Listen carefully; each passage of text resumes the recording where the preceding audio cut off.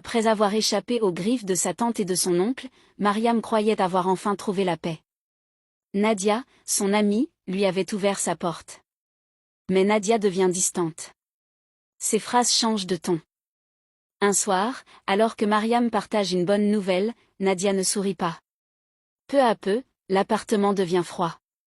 Nadia ne partage plus ses repas. Elle cuisine uniquement pour elle-même, laissant Mariam manger seule dans son coin. Les rires d'autrefois se transforment en silence glacial.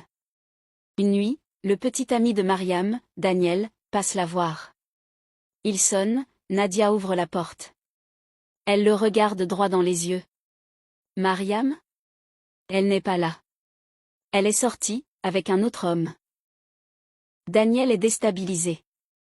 Mais au même moment, Mariam sort de la douche, les cheveux encore mouillés. Le mensonge de Nadia éclate au grand jour. Mariam comprend. Ce n'est plus seulement de la jalousie. C'est de la destruction. Au cabinet d'architecture, Mariam découvre un monde différent, exigeant, mais porteur d'espoir. Elle y rencontre Claire, une étudiante française brillante mais surtout profondément humaine. Contrairement à Nadia, Claire ne voit pas en elle une rivale mais une alliée. Elle remarque la précision de ses dessins, la force de ses idées, et devient rapidement une confidente. Dans les couloirs du cabinet, Claire la défend quand d'autres la sous-estiment parce qu'elle vient d'Afrique. Son collègue de classe, Samuel, un jeune chercheur africain passionné par l'urbanisme durable. Lui aussi connaît le poids de l'exil et les cicatrices du mépris. Entre lui et Mariam, une complicité naît immédiatement.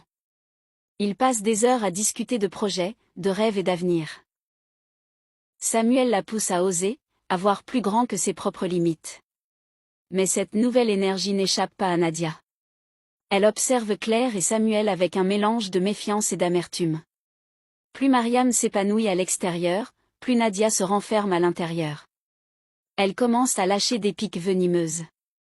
Tu passes plus de temps avec eux qu'avec moi. On dirait que tu n'as plus besoin de moi. Un soir, alors que Mariam travaille avec Samuel sur un projet, Nadia rentre et les trouve ensemble, penchés sur des plans. Son regard s'assombrit. Elle ne dit rien sur le moment, mais dans ses yeux brille une jalousie nouvelle, plus dangereuse, prête à tout détruire. Le lendemain, au cabinet, un incident survient. Les plans de Mariam, qu'elle avait soigneusement préparés pour une réunion importante, disparaissent de son sac. Elle panique, persuadée de les avoir rangés.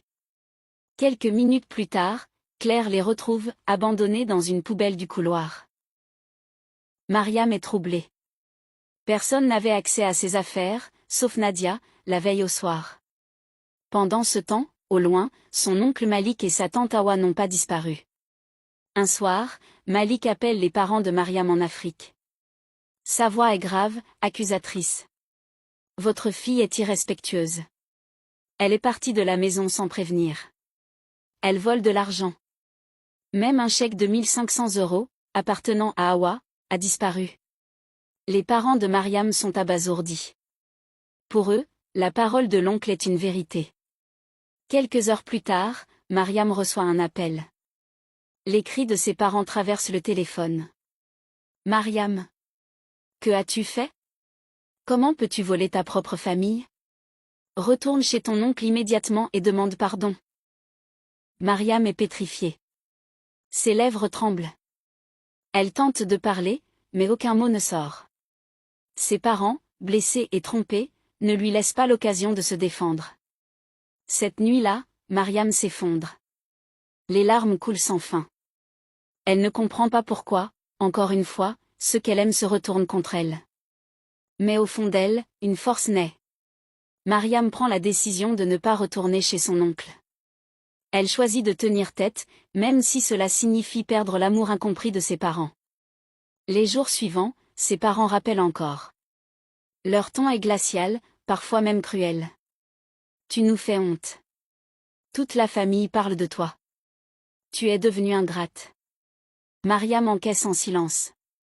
Mais un soir, la voix de sa mère tremble légèrement. Mariam, si tout cela est faux, pourquoi ton oncle dirait-il ça? Mariam n'ose pas espérer, mais elle sait qu'un jour, la vérité finira par sortir. Un soir, Nadia invite discrètement des amis chez elle. Elle boit, rit trop fort, et raconte des mensonges. Mariam se prend pour une star. Elle croit qu'elle vaut mieux que tout le monde. Mariam, cachée dans sa chambre, entend tout. Son cœur bat à tout rompre. Elle se sent trahie une nouvelle fois, piégée dans un cercle sans fin. Le lendemain, elle annonce calmement. Nadia, je vais chercher un autre logement. Merci pour ton aide. Mais je dois avancer seule. Nadia reste figée, incapable de répondre. La jalousie a fini par la dévorer elle-même. Avec ses économies et l'aide de Claire et Samuel, Mariam trouve un studio. Minuscule, mais à elle. Elle y accroche des photos, des dessins, ses carnets. Elle se sent libre. Son projet d'architecture gagne une mention spéciale au concours. Elle est invitée à présenter son travail à une conférence étudiante internationale. À la conférence, devant des dizaines d'étudiants et de professionnels, Mariam prend la parole. Elle raconte son projet, mais au fond, elle raconte sa vie. L'architecture, ce n'est pas seulement construire des murs. C'est créer des espaces où l'on peut respirer. J'ai longtemps vécu dans des murs qui m'étouffaient. Aujourd'hui, je construis pour que d'autres puissent s'y sentir libres.